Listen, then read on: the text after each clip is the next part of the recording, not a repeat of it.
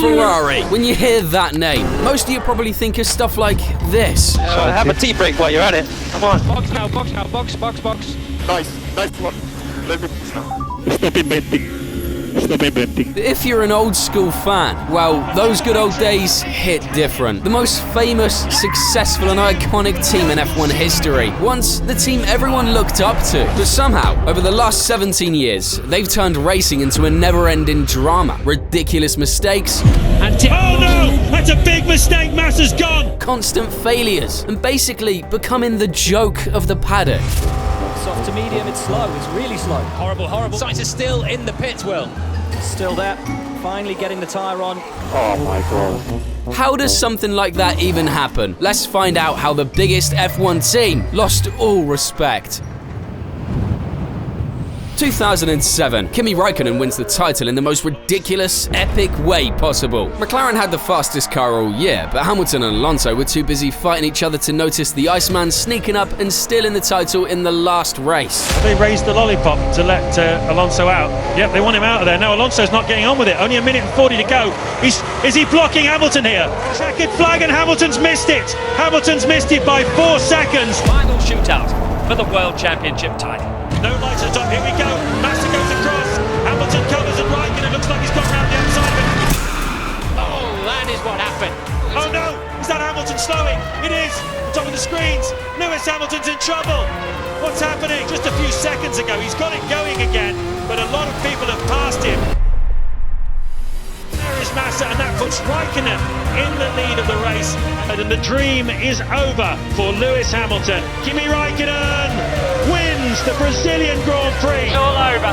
It's all over. Hamilton 7. By my calculations, we win the championship by 1 point. Literally everything that could have gone right for Ferrari did. They bagged the driver's title by a single point. And thanks to McLaren's Spygate drama, they get handed the constructor's title too. I mean, what more could they ask for? But hold on, this wasn't some one-off miracle. If you were around in the 2000s, you know it was one of the craziest, most competitive decades ever. Take 2006, for example. That year, Schumacher and Alonso went head-to-head in one of the all-time great rivalries. This is the first time these two have taken each other on. Alonso's going round the outside of him. Until the Kaiser's engine blew up in the penultimate race. And that is Schumacher out of the race. And Alonso cannot win this World Championship here, but he will go. Most people had already written Ferrari off at the start of that year, especially after Alonso snagged his first title in 2005 with Renault. Fernando Alonso will cross the line to become the youngest ever Formula One World Champion. Well done! Raikkonen's McLaren was his main threat, but honestly, Ferrari set the bar so freaking high that they basically wrote the damn rulebook on how to dominate F1. 6 constructors' titles in a row and 5 drivers' championships from 99 to 04. For many, that's the golden age of F1. V10 engines screaming. Small and light cars that didn't just look awesome, they put on insane battles on track. Schumacher undoubtedly has the faster car. Will Michael have a go into the final corner? He's too far behind. He's not going to, he locks a breakdown. Amazing defensive driving by Fernando Alonso. His hand is out of the cockpit. Across the line they go. One of the closest finishes I can remember for many, many years. All while Ferrari was turning it into something iconic by winning everything in sight. Like, come on, you can't argue this wasn't F1 in its purest form. If they were already the biggest team before all this, man, I don't even know what to call them after. Probably more like a religion at that point. Ferrari è una passione, una fede, è comunque qualcosa che seguo sin da piccolo e che non lascerò mai, neanche per una donna. Kinda like my channel, if you subscribe and we keep growing. But Ferrari's success didn't happen overnight. Yeah, they were always hanging around the front, but between 84 and 98, nothing. Not a single title. It was like a 15-year-long identity crisis for the prancing horse. On se demande ce que va faire la voiture, il y a un problème, quoi. Il y a un problème qui a tendance à s'amplifier au fil des courses sur les châssis aujourd'hui. Et ça devient de plus en plus difficile d'accepter, parce que j'ai vraiment pas l'impression d'être un pilote, comme je vous l'ai dit. Donc, un bon chauffeur de camion, j'ai pas l'impression d'être un pilote de Formule 1. The team was a total mess. After years of shit boxes and non-stop behind-the-scenes drama, Luca de Montezemolo became Ferrari's president in '91, said enough's enough, and started shaking things up. In '93, he brought in Jean Todt as team boss. Je considérais que c'était une opportunité qui ne s'offrirait qu'une fois dans ma vie et que j'allais accepter. He had killed it in running Peugeot and other series for over a decade, so he was the man tasked with clearing up the chaos. He made huge changes, slowly but surely. The Scuderia started to get its act together. Then, in '96, two-time champ Schumacher jumped ship from Benetton. I find it very hard to believe that you're contemplating moving next year just for money. It's a good point, which I'd like to speak in the end of the season, because now I want to concentrate completely and 100% with what I'm doing here. Bringing along Rory Byrne as head designer, and a year later, Ross Brawn showed up as the technical director. And these guys, my friends, basically made Ferrari great again. 1996, the car was a piece of junk, and even though Schumacher worked some miracles that year, And Schumacher goes through, passes Jean Alesi and moves up into second place. And Schumacher is there with a clear track ahead of him, past Jacques Villeneuve, and Michael Schumacher wins the Spanish Grand Prix after an absolutely superlative drive. there wasn't much he could do. By '97, the car was better, and although they were still behind Williams, Schumi's magic got them way closer, and he did it again in '98. Michael Schumacher has to start this race from the back of the grid. Schumacher has almost certainly lost the World Championship before this race even begins. The clutch closed itself and then it stalled, so nothing really we could do, and because of the high temperature I kept the RPM low, which was maybe a follow reason for that. By '99, Ferrari was on par with McLaren, and if it weren't for the crash that broke Schumi's leg,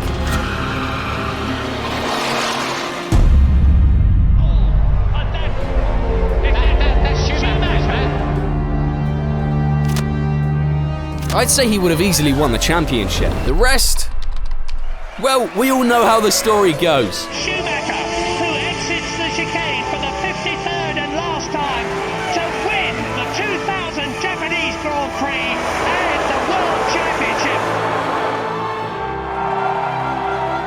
He exits the corner, he crosses the line. Michael Schumacher wins.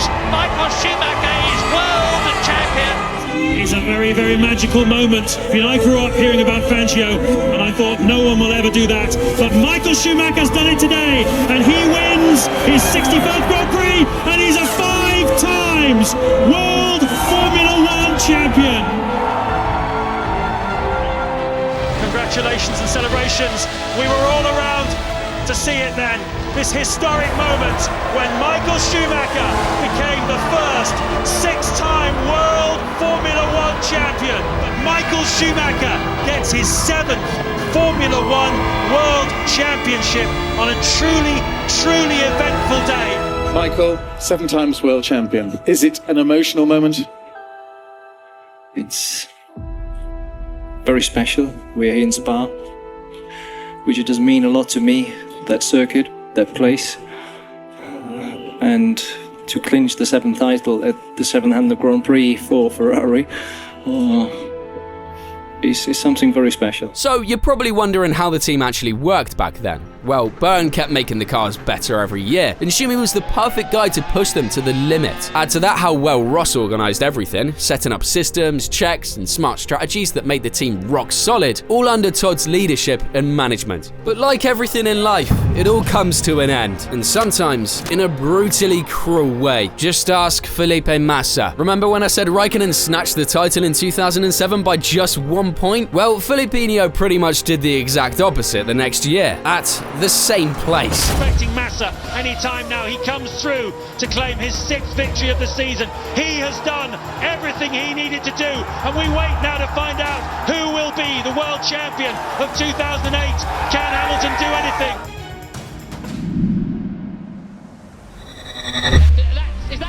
Is that clock going slowly? It is, it's clock. Oh my goodness me! Hamilton's back in position again. 100,000 local hearts sink in the grandstand, and I'm sure that he is going to claim 5th place, which is all he needs to do to become the 2008 Formula One World Champion, Lewis Hamilton. You will never see a more dramatic conclusion to any motor race, let alone a Grand Prix, than that. Guys, I'm speechless. That was so freaking close. No idea how much cash they set aside for therapy that year, but if it wasn't the most soul-crushing finish ever, I don't know what is. Still, Ferrari snagged the Constructors' title one more time, but man, those days of total domination felt like ancient history. I've decided together with the team at the end of this year that I'm going to retire from racing. With Brawn and Schumi gone in 2006, Todd leaving the next year and being replaced by his pupil Stefano Domenicali, and Byrne stepping back too, things were changing fast. The future of the Scuderia was a big question mark, especially with all the wild rule changes coming in 2009. But hey, they were the biggest team in F1, surely they'd come up with something, right? Never before in the history of Formula One racing has a new set of regulations entailed so many technical changes. The cars not only look very different, they also behave much differently and demand more attention from the driver. New year, new cars, and new lows. Okay, stop and switch off. Stop and switch off. No downshift. No downshift. 2009 was, well, let's just call it forgettable for Ferrari. It looked like they put all their eggs in the 2008 basket and totally forgot new rules were even a thing. The regulations for 2009 are completely changed.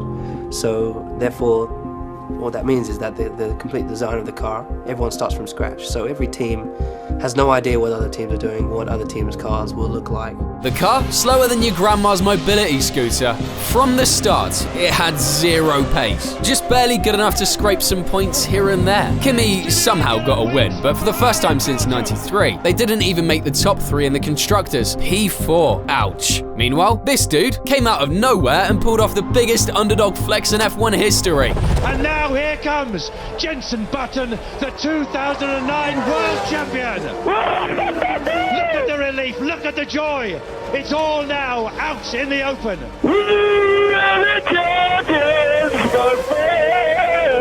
You are the world champion. It's really amazing, and after the last few races I've had, this one makes up for it. That was just such an awesome race, and I'm world champion, baby. But with the team more lost than your F1 opinions in a Reddit argument, this man showed up, super motivated, ready to rally the troops and bring back the leadership Ferrari had been missing. And honestly, 2010 gave the Tifosi a reason to hope again. Alonso was winning races, going toe-to-toe with McLaren and Red Bull. Was Ferrari back? Well, I hate to break it to you, but it was basically a one-man show. Alonso was dragging that car to the front by sheer willpower, while poor Filipino, aside from Germany, was nowhere near his pace. We need to pick up the pace because Fernando is faster. Fernando is faster than you. Confirm you understood the message. And the cherry on top, Alonso lost the title in the very last race, thanks to one of Ferrari's finest dumb strategies. With El Nano, Webber, Vettel and Hamilton all still in the title fight going into the last race, Ferrari got so obsessed with just watching Webber that they straight up copied his early pit stop. Box now. We box now. Confirm, please. But he's coming into the pit now. That's Ham absolutely pushing to make sure he maximises that in lap. Alonso out of that pit lane, and there is Mark Webber. He's done it, has he? Has Alonso got out ahead? It seems he has. Which dumped Alonso right into traffic. It was race over. Mark this moment, folks. This was the birth of Ferrari's legendary master plans in strategy. And here comes Alonso going through on the inside of Petros, but he's careful not to know he's almost going off the track. He has gone off the track. He cannot gain position though. Petros got through and Alonso there. A little mistake. Okay, I know and I see you are doing your best, but really it's critical to pass it. I know you're doing your best.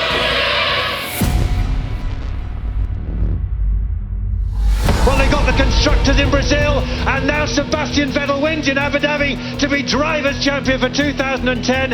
It's a double for Red Bull. Then 2012 happened, basically a rerun of the same drama. I'm not even going to waste time on 2011 and 2013 because those were Red Bull's years, and Ferrari was just wandering around like lost tourists. But 2012, oh man, Alonso was basically carrying the whole damn team on his back like a boss. With the third best car, yep, you heard that right, third best, he went toe-to-toe with Vettel all the way to the last race. 13 points the gap in the championship. Even if Vettel falls off the road, Alonso has to finish top 3 to win this championship. And it's lights out, and away we go for one more time in 2012. Great start from Hamilton. What a start from Massa, already ahead of the two Red Bulls. Fernando Alonso goes around the outside, and Sebastian Vettel has already lost places. It's a Red Bull. It's a Red Bull. It's Sebastian Vettel in the middle of the track. It's the worst possible scenario for Sebastian Vettel, who started on the second row. At that point you think that's it, it's over. And he might be about to make a move, and here goes Fernando Alonso down the inside, and Alonso has put himself up into the podium positions by the end of the first lap. In that particular moment, probably it's over, I'm out of the championship. But in that case, I just wanted to get going again. Vettel's just done a quick lap faster than anybody else. This isn't over yet. Alonso's gone wide. Alonso's gone wide. Hulkenberg's gone past. Vettel's just trying to pick them off one by one. Fantastic by the Red Bull. Sebastian, this position is good enough. Your current position is good enough. Wins. Alonso second, Massa third, and we look now for the man who's once, who's twice, and is 3 times a world champion. Only to lose by 3 points. Honestly, that might be one of the most brutal seasons ever for a driver, grinding for the title in what was basically a glorified tractor. So here's the thing, by this point, the same old story was repeating itself. Ferrari hadn't made a truly winning car in years. They weren't exactly killing it with strategy or management either. This was where the whole next year will be our year thing started. Alonso was the only reason the results didn't look totally terrible, pulling off magic with those shit boxes. But 2014 was supposed to be a fresh start with the arrival of the V6 turbo hybrid engine, which basically reset the performance of every team. What do you think happened? Well, spoiler alert, Domenicali was fired at the start of the season. The team principal, Stefano Domenicali, he's out. They bring in Marco Mattiacci to replace him. Just goes to show how screwed up things were inside the team. And I mean, just take a look at this absolute atrocity of a car. Seriously, does anyone think you can win races with that thing? No pace, no hope. Only the 4th best car on the grid. At this point, the whole team was spiraling. Alonso was getting louder and louder with his complaints. This is embarrassing, very embarrassing. Why I can't start the qualifying with a low battery? How is possible? Tensions were everywhere, and eventually he was like, yeah, I'm out, and announced he was leaving after the season. Difficult to say bye-bye, but you know, I made that decision because I feel that it's the best for my future and probably the best for Ferrari as well. I think the future will bring some interesting things. And just when you thought it couldn't get messier, Di Montezemolo got kicked out by Sergio Marchionne in September. So I'm very pleased after 23 years to leave the company in this condition, and most of all a company that has a fantastic future, because this is, in my opinion, the best company in the world. Things converged, you make the call and life moves on.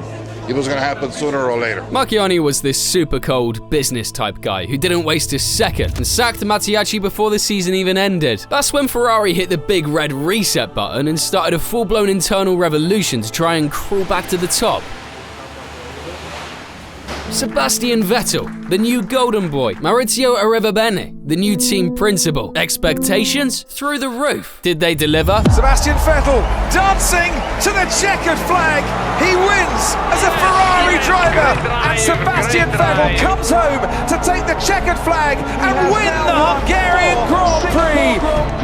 Yeah, it was way better than 2014, but let's be real. It's not like it could have got much worse. And even then, Ferrari still wasn't anywhere near Mercedes. Everyone was hoping Vettel would be the next Schumacher, but honestly, it felt like the same old story until 2017 rolled around. With a car that was still a step behind Mercedes, Vettel was given major Alonso 2012 vibes, dragging that thing to places it had had no business being, and actually leading the championship halfway through the year. The Tifosi had hope again, but surprise, surprise, the second half, total collapse. Ferrari and Vettel just kinda vanished. He brake tested me.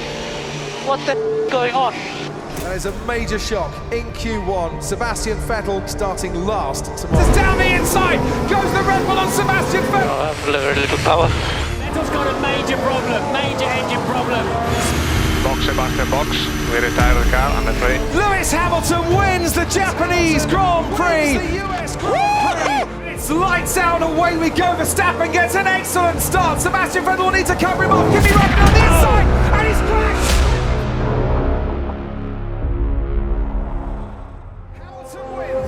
In Singapore and is 28 points clear at the top of the championship. Mistakes, inconsistencies, you name it. Honestly, it felt like Seb didn't trust the team, and the team didn't fully trust him either. The last 2 races with the reliability issues, but you know, it's like that sometimes. Hamilton has been formidable. He has been the force, and he crosses the line now to become the 4-time world champion.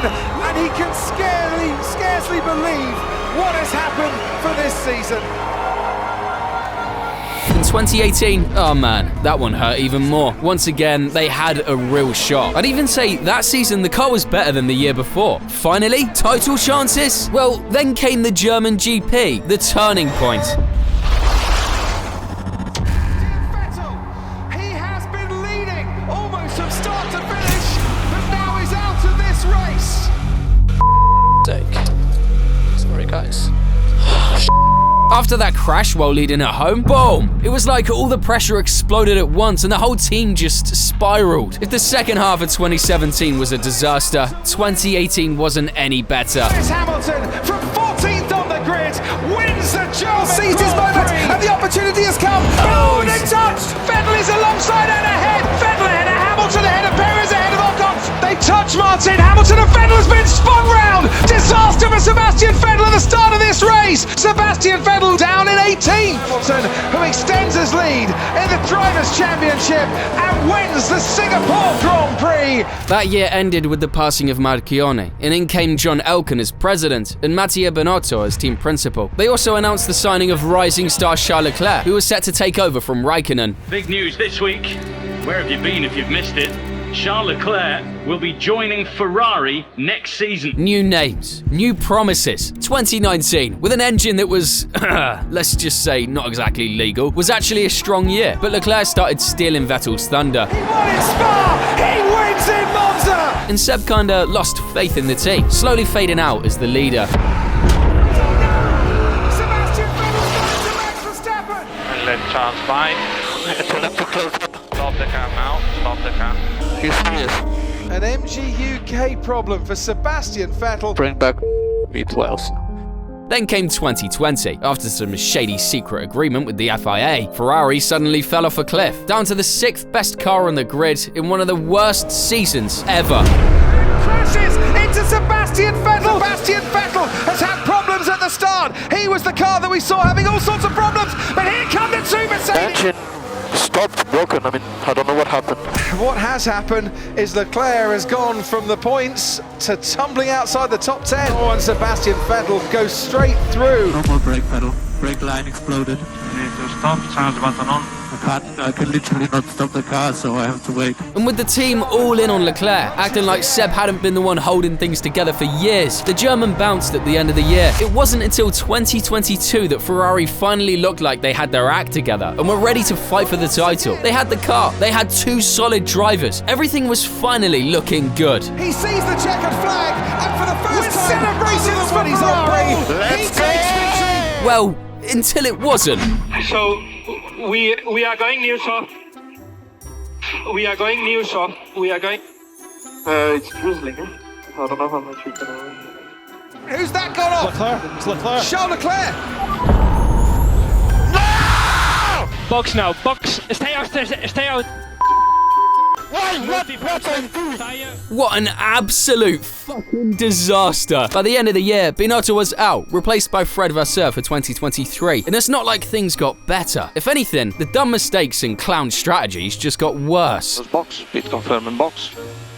Stay out, stay out, stay out. What happened? We're not ready. Wake up, guys, come on.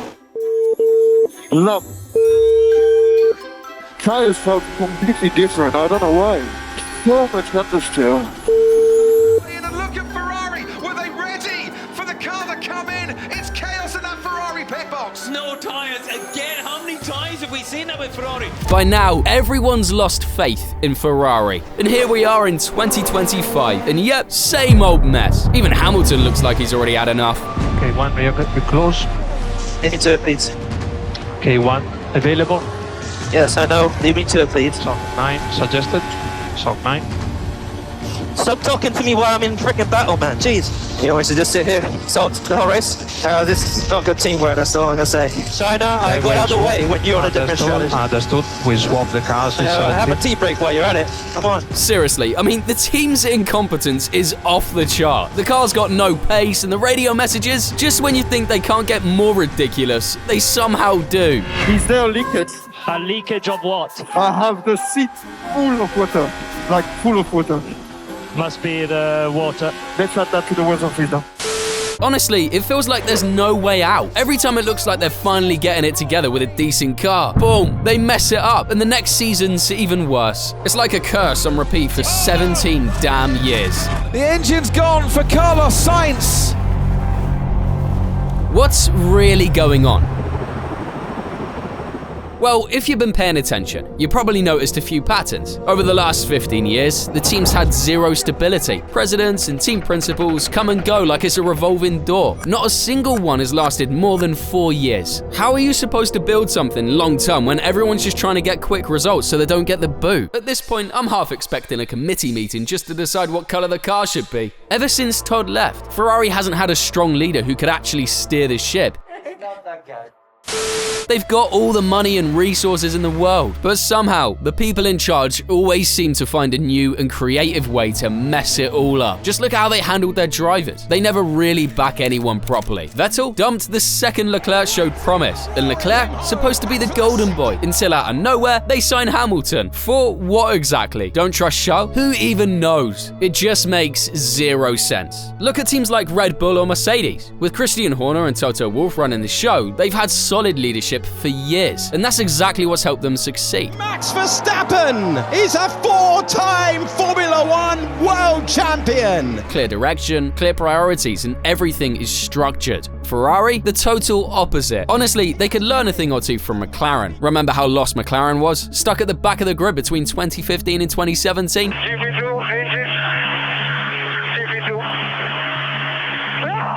Now look at them. They brought in a man like Zach Brown, bet on young talent, and built things up step by step. Exactly what Ferrari hasn't done. And to be honest, they don't even need to look at McLaren. They could take notes from their own 90s selves, when they were stuck in a similar mess. One year they look like the second best team, the next year they're barely fourth. No consistency and no real progress. Zero leadership. If Ferrari keep doing things the way they've been doing for all these years, I'm pretty sure we'll hit 1 million subscribers before they win another title. Meanwhile, here's a video to make you know more about F1 than Ferrari's own strategists. And as always, thank you for watching.